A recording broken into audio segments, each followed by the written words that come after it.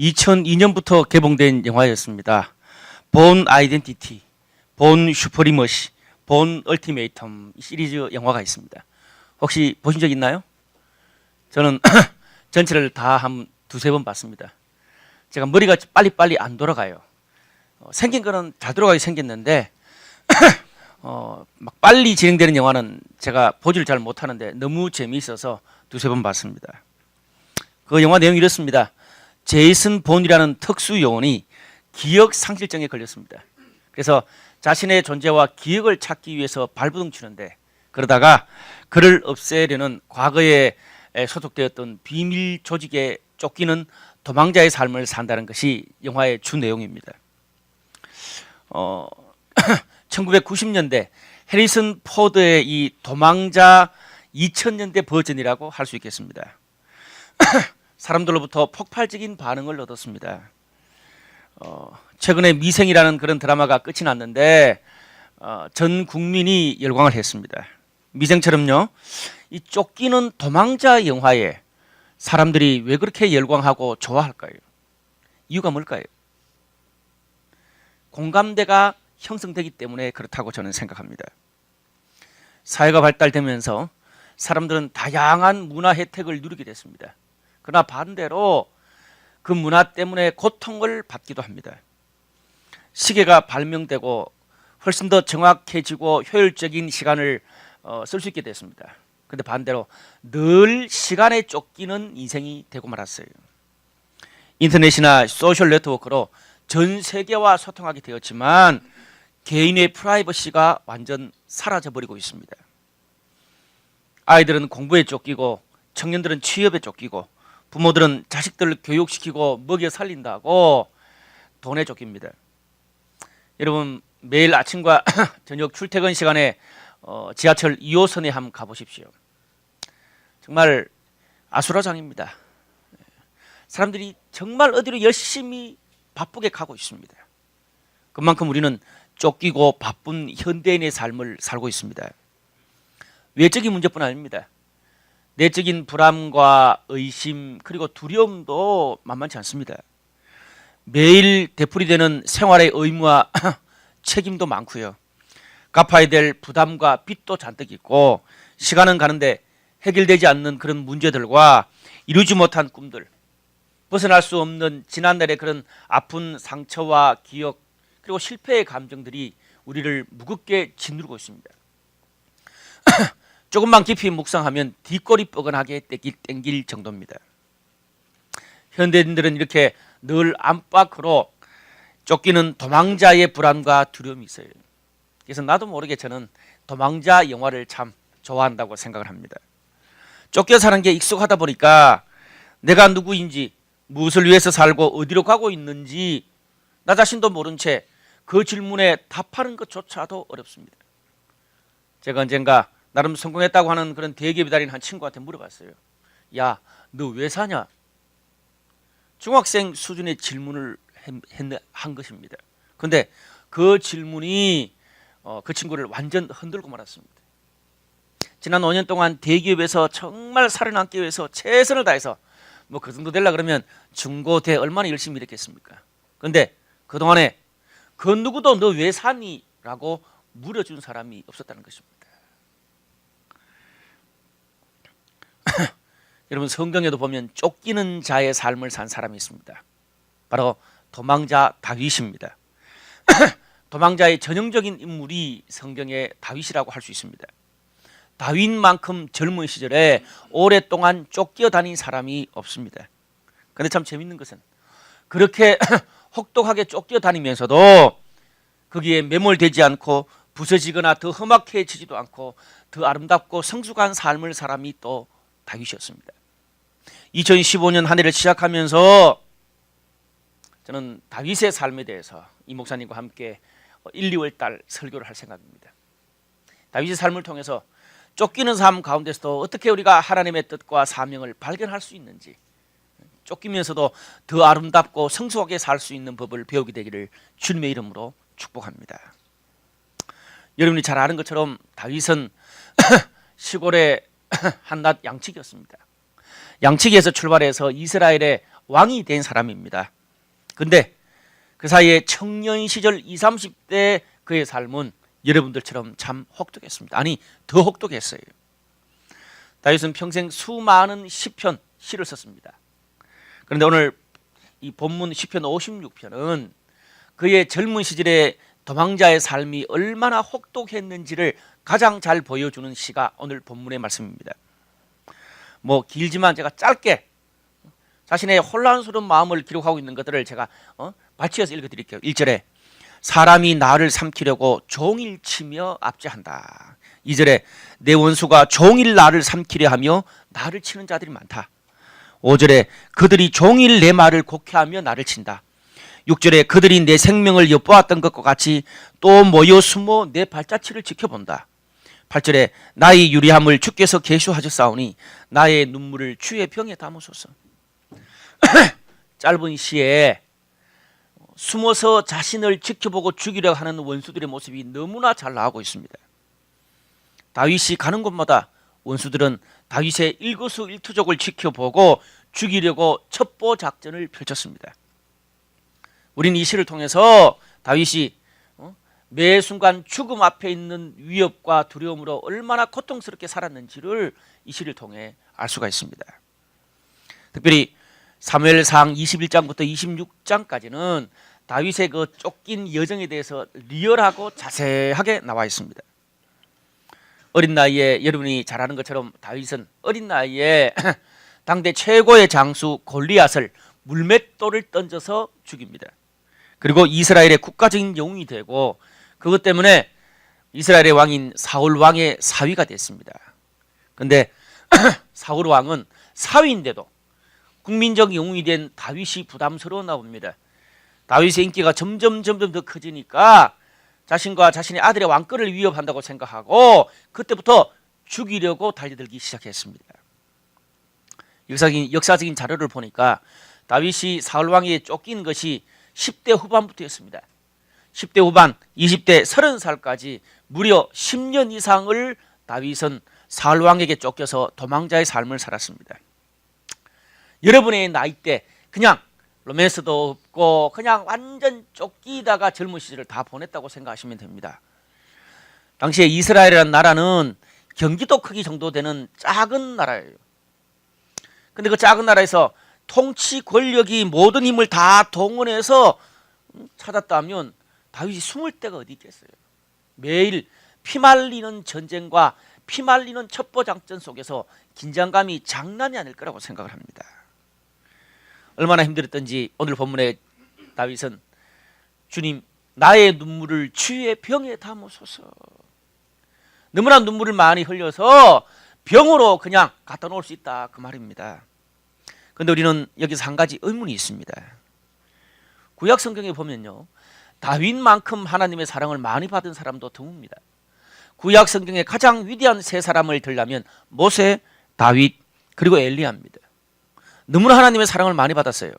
그런데 자신의 잘못 때문도 아니고 권력자의 야심 때문에 이렇게 오랫동안 하나님의 사랑받는 사람이 오해받고 쫓기는 그런 사례가 거의 없습니다.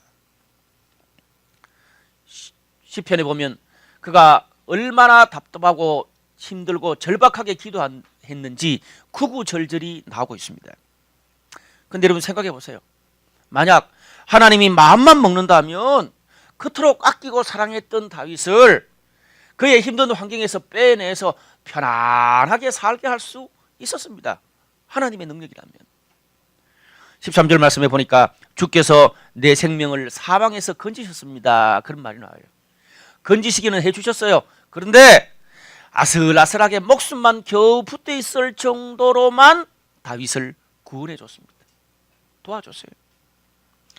우리가 인생의 수없는 경험을 통해서 알 수 있듯이 하나님이 무슨 일을 되게 하실 때 쉽고 단번에 대박 치는 그런 길을 잘 주시지 않는 것 같아요. 여러분 어떠세요? 저는 그렇더라고요. 마감일이 다 돼서 밤을 새고 발을 동동 구르고 절망의 나락을 왔다 갔다 하고 포기하기 일보 직전에 자미를 주셔. 포기하기 일보 직전에 이 일이 되게 해. 그래서 편안하게 일사천리로 일이 진행되면 불안하기까지 합니다. 과연 하나님은 자신이 사랑하는 성도들이 고통받는 것을 즐기시는 걸까요? 하나님이 세디스트인가? 본문에서 우리는 하나님이 당신의 사람들을 어떻게 인도하시는지를 배울 수 있습니다. 여러분, 하나님은요, 다윗을 온실에서 기르지 않았습니다. 외부로부터 완전 차단된 무균실에서 다윗을 기른 게 아니에요. 위로하고 보호하고 도와주시더라도 장애물과 환경을 없애준 것이 아닙니다. 도망자의 삶을 통해서 어떤 원수의 공격에도 다윗 스스로 대처하고 피할 수 있는 법을 습득하도록 하셨어요. 그 노하우로 나중에 이스라엘의 왕이 되었고, 나중에는 주변 원수의 나라들로부터 이스라엘을 지킬 수 있었어요. 그게 별로 어렵지 않았어요. 왜? 원수 피해서 10년 돌아다녔으니까 왕이 되고 난 다음에 원수 나라와 전쟁하는 게 어려웠겠어요? 다 거기서 나온 거예요. 여러분, 하나님은요, 당신의 사람들을 인도하실 때 어떤 경쟁도 혼란도 고민도 없는, 오염될 것이 전혀 없는 유토피아로 우리를 인도하시지 않습니다. 물론 악에서 보호하시고 필요한 것들을 공급해 주십니다. 그러나 죄악과 원수들이 우글거리는, 가만히 있으면 코베 가는 세상 한가운데로 우리 성도들을 인도하십니다. 믿음의 사람들이라고 해서 무조건 하는 일마다 30배, 60배, 100배의 소출을 맺는 게 아닙니다. 매일 직장 예배를 드리고 10의 2조까지 드리는데도 직장에서 잘릴 수 있고 사업체가 망할 수도 있습니다. 어떤 해는 제자리 걸음하고요, 어떤 해는 여기저기 빚내서 돌려 막아야 하고요, 묶인 땅이 안 팔려서 10년 이상 계속 생돈 이자를 퍼부어야 될 수도 있습니다. 기도하는 부모의 자녀도 재수 삼수할 수 있고 직장에서 적응하지 못할 수 있습니다. 사랑해서 결혼했는데 10년, 20년을 계속 박터지게 싸우기도 하고요, 때때로 유혹에 넘어가기도 하고 공허감에 신앙을 떠나며 평생 교회에 헌신해놓고 환멸감에 치를 떨게 될 수도 있습니다. 이것이 다윗이 당한 것처럼 우리가 만나는 인생의 광야입니다. 하나님은 광야 한중간으로 우리를 인도하십니다. 폭풍이 몰아치고 나의 감정이 롤러코스터를 타는 그런 세상 한중간에 우리를 나만 덩그러니 놔두기도 하십니다. 그것이 하나님의 방법이에요. 다윗이 그랬고, 모세도 그랬고, 엘리야도 그렇고, 심지어 예수님도 그랬습니다. 열받지만 사실입니다. 혹시 오늘 우리들 가운데서 하나님을 믿으면서도 폭탄 맞은 심정으로 지금 세상 한가운데 서 계시는 분이 계십니까? 사랑하는 하나님이 나를 왜 이토록 오랫동안 버려두는지 회의를 넘어서 신뢰를 거두고 싶은 그런 분이 계시냐고요. 도무지 하나님에 대한 분노와 풀리지 않는 마음 때문에 예배를 드려도 하나님과 은혜의 소통이 닫힌 사람이 있습니까? 저는 인생의 20년을 그렇게 살아봐서 그 마음을 조금은 이해할 수 있습니다. 과연 하나님이 당신이 사랑하는 성도들에게 쫓기는 도망자의 삶을 미루는 건 아니지만 허락하시는 이유가 뭘까요? Why? 우리를 향한 하나님의 자신감 때문에 그렇습니다. 뭐라고요? 우리를 향한 하나님의 사랑의 자신감 때문입니다. 우리가요, 실패하고 죄와 유혹과 원수들의 질질 끌려서 5년, 10년, 20년을 황폐한 삶을 살지라도 하나님의 뜻과 사명을 깨닫기만 하면 어떤 상황에서도 언제든지 멋지게 역전시킬 수 있는 분이 하나님이세요. 그래서 하나님이요, 던져두고 놔두는 게 아니라 때를 기다리고 계시는 것입니다. 다윗의 삶도 그랬습니다. 처음에는 쫓아오는 사람들을 피해서 정신이 없었을 것입니다.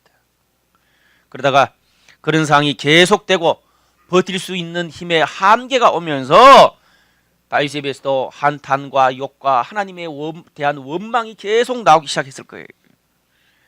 그래서 시편에 보면 하나님을 원망하고 욕하고 한탄하는 그런 탄원시, 한탄시가 정말 많이 나옵니다. 여러분, 원망과 자포자기도요, 제 경험상 힘이 남아 있을 때 하는 거지. 너무 급하고 도와줄 사람도 없고 계속 쫓기기만 하면 어떻습니까? 그냥 지푸라기라도 붙잡고 싶습니다. 그래서 하나님을 붙잡을 수밖에 없는 겁니다. 다윗이. 오늘 2절 말씀 보니까 하나님이여 내게 은혜를 베푸소서. 3절에 내가 두려워하는 날에는 내가 주를 의지하리이다. 4절에 내가 의지하고 내가 하나님을 의지하였은즉 두려워하지 아니하리니. 10절에 내가 하나님을 의지하여 여호와를 의지하여 그 말씀을 찬송하리니. 11절에 내가 하나님을 의지하였은즉 두려워하지 아니하리니. 그렇게 말합니다. 짧은 시편 하나에 하나님을 의지한다는 말이 너무나 많이 나와요. 무려 6번이나 나옵니다. 하나님을 의지한다는 말이. 여러분 성경에서요 똑같은 단어가 3번 이상 나오면 정말 강조하는 거거든요. 그런데 몇 번 나온다고요? 3 곱하기 2 6번 나옵니다. 그거는 지존이에요. 정말 죽을 힘을 다해서 이제는 뭡니까? 하나님 죽겠어요. 나 죽겠어요. 제발 좀 도와주세요. 바라가고 있는 거예요. 찡하지 않습니까? 찡하죠. 자신이 할 수 있는 게 이제는 10년 동안 계속 도망만 다녔으니 이제는 피하는 것도 도망가는 것도 이제 지쳤을 거예요. 진절머리가 나지 않았겠어요? 붙잡고 의지할 수 있는 분이 하나님밖에 없어요.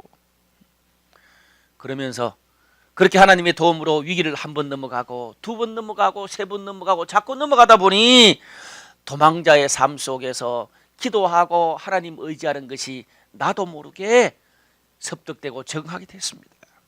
익숙해졌다는 거죠. 쫓겨가면서도 하나님 의지하는 삶이 이제는 멘탈이 됐습니다. 예전에는요 작은 위기에서도 죽을 것만 같았는데 이젠 어지간한 위기 환난 앞에서는 하나님을 의지하면서 여유 있게 지낼 수 있습니다. 환경은 급하게 돌아가는데 마음은 편안해. 왜? 경험해 봤거든. 여러분 제가 평상시 옷 입는 것과 좀 다른 스타일로 입지 않았습니까? 예, 맞습니다. 오늘 이 오후부터 강남에 아저씨 아줌마들이 개척하는 그 첫 예배를 드리기 때문에 그 컨셉에 맞췄습니다. 사실 강남 개척은요 1년 반 정도 앞당겨졌습니다. 갑자기 결정된 거였어요. 그러다 보니까 이 사실 11월 한 중순부터 시작해서 12월 한 달 반 만에 공동체를 설득하고 사람, 재정, 장소, 사역자까지 한 달 반 만에 모든 것이 급하게 진행됐습니다. 근데 처음 한 달은요 일사천리로 잘 진행되더라고요. 근데 마음이 불안함이 딱 있어요. 왜? 여러분 개척이 쉽습니까? 제가 블라이트 이 처치 홍대 처음 개척할 때 교역자 4명이 달려들어서 8개월을 준비했습니다. 그래도 헛극됐는데 단 2명이 한 달 반 준비했어요. 일이 이렇게 쉽게 되는 건 아닌데 뭔가 불안해. 웬걸 딱 반 달 지나고 난 다음에 12월 달에 딱 들어가니까 입술이 바짝바짝 마른 일들이 여기저기서 터지기 시작했습니다. 어젯밤에도 살짝 터졌어요. 근데 신기한 게 뭔지 아세요? 급하고 답이 안 나오는 그런 상황인데 이상하게 힘들어. 근데 예전처럼 내 마음은 힘들지 않아. 힘들고 싶은데 힘들지 않아. 내가 나를 생각해도 이상할 정도야. 왜 그럴까? 제가 계속 준비하면서 곰곰이 생각해 봤어요. 이유가 있더라고요. 저는 6년 전에 이 홍대 블라이 처음 개척하고 사실 지난 6년 동안 너무나 실망하고 예상치 못한 그런 일들을 너무 많이 경험했어요. 목사 자신의 불안한 마음과 급한 생각 때문에 성도들의 마음과 상황이 준비도 안 됐는데 과하게 밀어붙였다가 낭패를 당한 적이 한두 번이 아니었습니다. 그래서 그런 거를 많이 겪어보니까 조금 좀 타고 혼란스럽기는 하겠지만 하나님께서 일하실 때까지 기다리는 게 최고라. 그게요 사람 잃어버리지 않고 교회가 편안해지는 지름길이라. 그래서 제가 그때 그런 말 했잖아요. 제 에너지의 90%를 어디 쓴다고요? 하고 싶은 거 참는데 90%를 쓰고 10%밖에 안 썼다 그랬잖아요. 맞아요. 강남 가서 나무장 90%를 써볼 생각입니다. 어른들 다 죽을지도 몰라요. 숱한 시행착오를 통해서 제가 경험하게 됐어요. 그리고 지금 이 자리에 있는 우리 성도들과 교회를 보면 제가 전혀 예상하지 못했던 사람들과 같이 신앙 공동체를 이루고 있고 이 교회의 모습도 제가 생각하는 것보다 훨씬 더 진보적이고 훨씬 더 노땅인 제가 생각하는 것과 전혀 다른 교회의 모습이 되어 있더라고요. 그런데 제가 이런 고정된 틀이 있으니까 그걸 받아들이는데 너무 스스로 힘든 거예요. 이제는 아니에요. 내 틀이 아니라 하나님이 이끄시는 대로 따라가면 되겠구나, 그런 생각을 하게 된 거예요. 무슨 말입니까? 교회는 목사가 세우는 게 아니에요. 하나님이 세우는 거지. 하나님이 이끄시면, 하나님이 주시는 사람, 하나님이 이끄는 사람, 하나님이 세우고자 하는 교회로 가면 목사는 따라가고 거기에 섬기면 되는 거예요. 여러분, 저같이 전략적이고 치밀한 사람이 이런 말을 하는 것은 정말 6년 동안 제 멘탈이 달라졌다는 말이에요. 여유가 생겼다는 말이에요. 제가 겪을 때는 몰랐는데 지난 6년간의 그런 여러 가지 혼란과 또 고난의 상황 가운데서 그런 시행착오가 어떤 상황 가운데서도 하나님을 의지하고 나갈 수 있는 좋은 자산이 된 것 같아요. 그래서 제가 오늘 첫 주 설교도 교회의 비전, 헌신, 결단 이런 설교 안 합니다. 하나님에 대한 사랑, 하나님의 사랑에 대한 설교예요. 하나님이 이끄셔야 된다는 걸 알았기 때문이죠. 여러분, 우리가 신약 성경에 보면 흔히 잘 하는 말, 하늘의 밀이 땅에 떨어져 30배, 60배, 100배의 결실을 맺는다, 그런 말이 있습니다. 무슨 말입니까? 이렇게 우리가 다윗처럼 오랜 시간 말씀과 믿음으로 우리의 삶이 연단되면 어떤 환경에 가도 에버리지가 나오게 되어 있습니다. 볼링 치면 에버리지잖아요. 에버리지. 일정 수준의 클래스가 되는 게 힘들어서 그렇지, 일단 클래스가 되고 나면 적응하는 데 조금 시간이 걸릴 뿐이지 언젠가는 클래스가 나오게 돼 있어요. 그래서 클래스는 영원하다라는 말이 있습니다. 여러분의 클래스는 어떻습니까? 2015년 한 해에 그런 30배, 60배, 100배의 말씀으로 연단된 클래스를 만들고 싶지 않습니까? 말씀의 결론을 맺겠습니다. 여러분, 사람이요 10년 정도 이렇게 쫓기면 겉모습은 물론이고 내면도 영혼도 인생도 완전 찌그러지게 되어 있습니다. 황폐해져요. 다윗의 입장에서 한번 생각해 보십시오. 지나가는데 누군가 이상한 눈빛으로 바라보기만 해도 소스라치게 놀라서 도망갔을 것 같아요. 경찰이 서 있는 것만 봐도 가슴이 콩덕콩덕 하고요, 다른 사람이 핸드폰 카메라를 경치 찍는다고 자기 쪽으로만 돌려도 소스라치게서 놀랐을 것 같아요. 10년 동안 그렇게 살았으면 모르긴 해도 우울증, 대인기피증, 공황장애, 정신병을 알아도 알았을 거예요. 여러분, 우리는 우리 주위에 어렵고 힘든 환경이 한 사람의 내면과 인생을 얼마나 망가뜨리는지를 잘 주위에서 볼 수 있습니다. 어떻게 하다가 당신 그렇게까지 됐어요? 그렇게 묻습니다. 물어보면 다들 이유가 있습니다. 목사님, 선배님, 원서 넣는 족족 대학교도 다 떨어지고 원서 넣는 족족 직장도 다 떨어져서 하도 떨어져서 그렇게 됐습니다. 하는 사람마다 안 되고 빛은 늘고 살기는 힘들고 초조해서 그랬습니다. 가정적인 어려움이 10년 동안 해결되지 않아서 법적으로 돈이 묶이고 신분이 묶여서 여러 이유들을 이야기합니다. 그러다 보니 도저히 생마음으로는 잠이 들 수 없고 술을 먹어야 자는 습관이 생겼고 그러다가 알코올 중독이 되고 말았습니다. 도박에 손을 대게 되고요, 술집에 나가게 되고요, 사람들과 관계를 끊고 방에 틀어박혀서 혼자만 지내다 보니 인터넷 중독이 됐어요. 어떻게 하면 좋아요? 그렇게 되기까지 얼마나 힘들고 아팠겠어요. 이해가 갑니다. 그러나 여러분, 힘들다고 모두가 그런 결정을 내리는 것은 아니더라고요. 아픈 거는 맞는데, 공감되는 것은 맞는데 정당화시킬 수는 없습니다. 왜? 나중에 그 절망의 모든 대가를 누가 져요? 내 평생 내가 안아야 되고 내 자식들까지 물려줘야 되니까요. 생각해 보세요. 오늘 본문에 나오는 다윗은 우리 시대의 어떤 20, 30대 청년보다도 더 피곤하고 고통스럽고 쫓기는 불안 속에서 스트레스 받으면서 살았습니다. 잠시 하루도 1시간도 발 뻗고 잘 수가 없었어요. 그렇게 힘들고 쫓기면서 살았는데도 그의 내면은, 그의 영혼은, 그의 인생은 파괴되지 않았습니다. 그를 쫓던 사울 왕은 파괴되고 무너져도 다윗만은 하나님 앞에서 욕할지언정 낙심할지언정 하나님 앞에서 자신의 삶을 유지했습니다. 오늘 본문의 12절과 13절에 이런 말씀이 있어요. 하나님이여 내가 주께 서운함이 있사온즉 내가 감사제를 주께 드리리니 주께서 내 생명을 사망에서 건지셨습니다. 주께서 나로 하나님 앞 생명의 빛에 다니게 하시려고 실족하지 아니하게 하지 아니하셨나이까. 여러분, 처음에는 그렇게 욕하고 두렵다 그러고 죽겠다 그러고 그렇게 고백하던 다윗이 이 고백을 하고 있어요. 감사제를 드린대, 찬양한대. 이것이 10년간 도망자로 쫓긴 사람이 할 수 있는 고백일까요? 아니에요. 근데 다윗은 도망자로 산 자신의 삶이 오히려 감사의 제목이 되었고 더 아름답고 성숙하고 빛나는 생명의 빛이 되었다고 고백하고 있습니다. 도망자로 그렇게 쫓기면서도 자포자기하는 게 아니라 하나님을 의지하는 법을 배웠고요. 너무 힘들어서 인간이 싫어서 욕하고 한탄하고 저주하며 알코올 중독자가 된 게 아니라 그 고통으로 시를 쓰는 음악을 하는 시인이요 음악가가 됐어요.